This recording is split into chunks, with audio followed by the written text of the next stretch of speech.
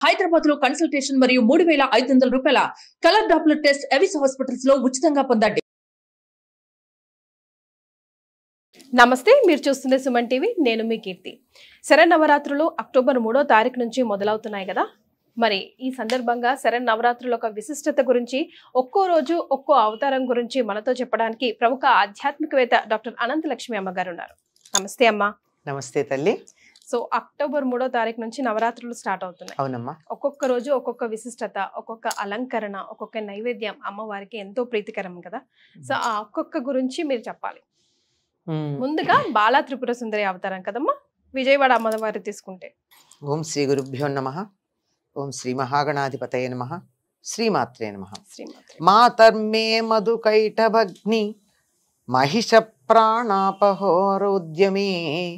హేలా నిర్మిత ధూమ్రలోచనవధే హే చండముండార్దిని నిశేషీకృత రత్నబీజదనుజే నిత్యే నిశుంభావహే శుంభధ్వంసిని సంహరా సుదురితం దుర్గే నమస్తేంబికా. విజయవాడలో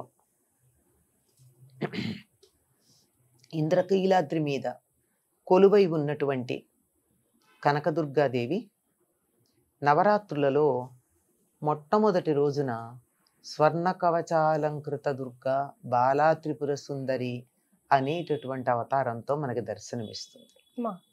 ఎప్పుడూ కూడా మొదటి రోజున స్వర్ణ కవచాలంకృత దుర్గగా ఆవిడ మొదటి రోజు మొదటే గనక బాలా అనే పేరుతో కూడా బాలా త్రిపుర సుందరి అన్న పేరుతో మనకి దర్శనమిస్తుంది. అసలు ఆవిడ పేరేమిటి? విజయవాడలో ఇంద్రకీలాద్రి మీద ఉన్న అమ్మవారి పేరు కనకదుర్గ. కనకం అంటే బంగారం. ఆ బంగారంతో ఆవిడకున్న సంబంధం ఏమిటి అది నిరూపించటం కోసం మొదటి రోజున స్వర్ణ కవచం ధరిస్తుంది ఆవిడ. బంగారు కవచంతో ఉన్నటువంటి అమ్మవారు. అందుకని దీనికి కారణం ఏమిటి అంటే, ఒకప్పుడు మాధవవర్మ అనేటటువంటి రాజు బెజవాడని పరిపాలించాడు. ఇప్పుడు మనం విజయవాడ అంటున్నాం కానీ దానికి ఉన్న పేరు బెజవాడ. బెజ్జంవాడ బెజవాడ అయింది. కృష్ణా నది అక్కడ ఆ పర్వతాన్ని నాకు కొంచెం బెజ్జం అంత చోటి ఇవా నేను ఎడతాను అని అందిట.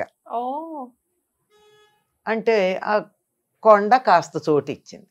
కానీ దానివల్ల ఏమైంది, ఆ ప్రవాహ వేగానికి కొండ రెండు ముక్కలైంది. ఇప్పటికి కూడా గమనించినట్టయితే మనం ఎంతో కొట్టేశాం గాని లేకపోయినట్టయితే అటుపక్క సీతానగరంలో ఉన్న కొండ, ఇక్కడ ఉన్న ఇంద్రకీలాద్రి ఇలా పెడితే ఒక దాంట్లో ఒకటి జిగ్జాగ్లు ఇలా అతుక్కుపోయినట్టు కనపడతాయి. అలా ఉంటాయి. ఇప్పుడు మనం చాలా కొట్టేసిన తర్వాత అంత కనపడకపోవచ్చు. మా చిన్నతనంలో వరకు అలాగే ఉండేవి. అలాంటిది బెజ్జంవాడ బెజవాడ. బెజవాడ రాజధానిగా మాధవవర్మ అనేటటువంటి రాజు పరిపాలన చేశాడు. ఆయన ధర్మనిరతికి మెచ్చి అమ్మవారు అక్కడ 2 గడియల పాటు బంగారు వర్షం కురిపించింది. ఆయనకి ఒక్కడే కొడుకు. ఆయన ధర్మ మార్గంలో పరిపాలన చేశాడు. ఆయన కొడుకు కూడా అంత ధర్మాత్ముడే, మంచివాడే. ఎవరో ఒక పొగరుబోతు గుర్రాలను తెచ్చిచ్చారు.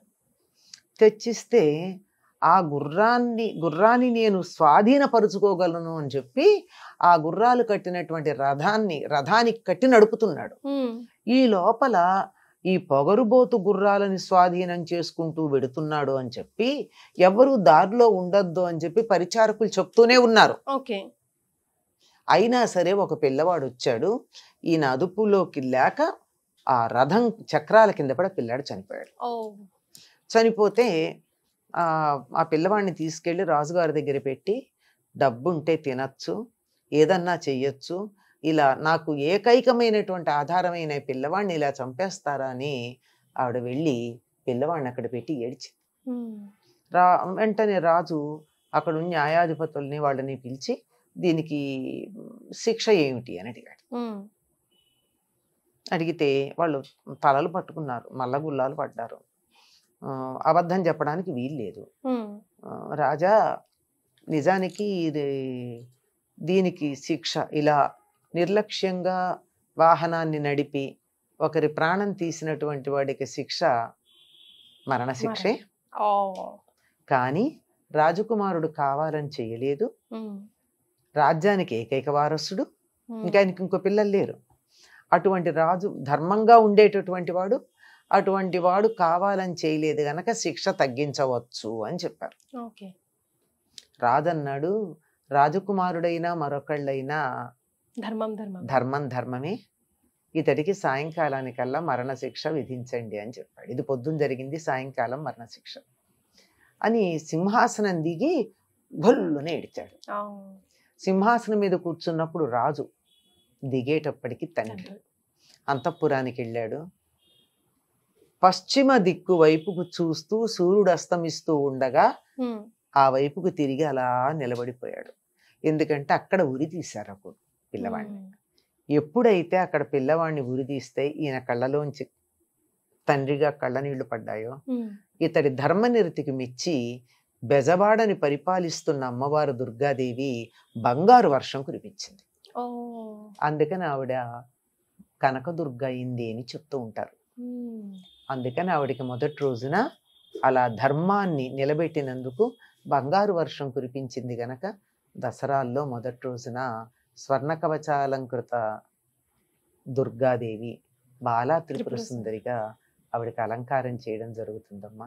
బాలా త్రిపుర సుందరిగా కదా ఈరోజు మనం అమ్మవారిని ఆశ్వయుజ శుద్ధ పాడ్యమి నాడు మనం పూజించేది. బాలా త్రిపుర సుందరి దేవి శ్రీచక్రంలోని త్రిపురాత్రయంలో మొదటి దేవత. శ్రీచక్రంలో 3 ఉంటాయి భాగాలు, అందులో మొదటిది అనమాట ఇవిట. షోడశీ విద్యకి ఈవిడ అధిష్టాత్రి కాబట్టి ఈ రోజున ఉపాసకులు త్రిపుర సుందరీ దేవి అనుగ్రహం కోసం ఏం చెయ్యాలి అంటే, ఈవిడ బాలా త్రిపుర సుందరి అన్నారు కదా, అంచేత బాల పూజ చేయడం ప్రారంభించాలి. ఈ రోజు నుంచి కూడా 10 రోజులు చేస్తారమ్మా. 10 రోజుల్లోనూ ఏమేం చేస్తారంటే బాల పూజ చేస్తారు ఉదయం, తరువాత సువాసిని పూజ చేస్తారు, కుమారి పూజ కూడా చేస్తారు, ఇంకా శక్తి ఉన్నవాళ్ళు దంపతి పూజ కూడా చేస్తారు. తప్పనిసరిగా మిగిలిన కుమారి పూజ సువాసిని పూజ ఒక్కసారి చేసినా బాల పూజ మాత్రం తప్పనిసరిగా చేస్తారు. 2 సంవత్సరాల నుంచి 10 సంవత్సరాల లోపు ఉన్నటువంటి పిల్లలకి చేస్తారు. ఈనాడు అలా బాల పూజకి చాలా ప్రాధాన్యం ఉంది. ఈ రోజు చేయలేనటువంటి వాళ్ళు కూడా చివరి రోజునన్నా ఆ బాలల్ని చిన్న పిల్లల్ని పిలిచి కూర్చోబెట్టి పూజ చేయడం ఉంటుంది. సరస్వతి పూజ రోజు కూడా చూస్తుంటాం కదా, ఎప్పుడైనా చేయొచ్చు. అంటే రోజుకొకళ్ళ చొప్పున ఏ రోజుకి ఆ రోజు చేసినా సరే, లేదంటే అందరినీ కలిపి ఒక రోజు, లేదా అంతమందిని చేయలేనంటే ప్రతిరోజుకి సంబంధించి ఒక్క బాలని కూడా పూజ చేయడం సరిపోతుంది. ఓకే, చాలా సంతోషం అమ్మా, ధన్యవాదాలు.